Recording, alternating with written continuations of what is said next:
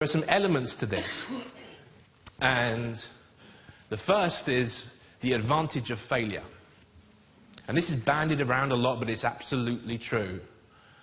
You know, it's very unusual to find a great entrepreneurial success story who hasn't had some significant failures, or who hasn't had some significant adversity to overcome in their life. So if you've had the greatest life in the world up to now, I'm sorry, but it may be a bit tougher for you. But if you've had challenges and if you've had adversity, then learning from them and moving on is an absolutely fundamental part of this. And what happens as human beings is we get divided into two categories. Because we all go through stuff. We all have stuff happen, whether it be business stuff or other stuff. And really one of two things tends to happen.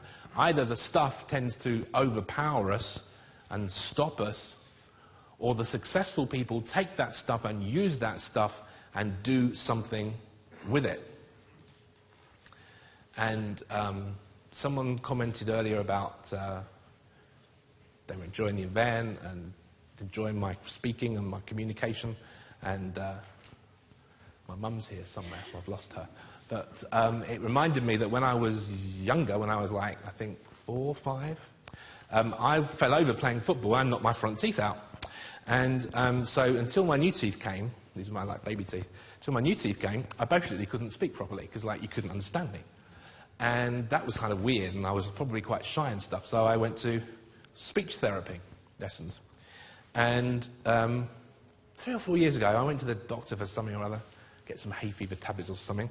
And she had this like pile, you know, they keep your records. I think it's electronic now, but they used to have like your pile of all your stuff. I said, God, that's a lot of stuff. I said, what's down there at the bottom? And she went and had a look, and because they keep all your records, they found the letters from our speech therapists. And the quote, and I must get a copy of this, the quote was, Christopher is going to have lifetime problems communicating. So, now Freud would tell you that the fact that I probably haven't done that, you know, is all kind of built in, and you know, you take the stuff that maybe would stop people and you turn it on its head and you make something of it.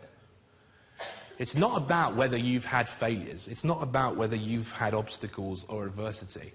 It's about what are you going to do with it, and how are you going to react to it, and how are you going to use it.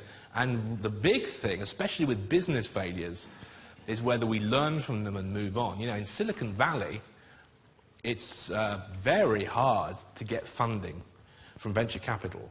Very hard now, unless you've been bankrupt once, but ideally twice. I mean, seriously, because like they look at you and they think, if you've never had a business failure, then have you learnt the lessons?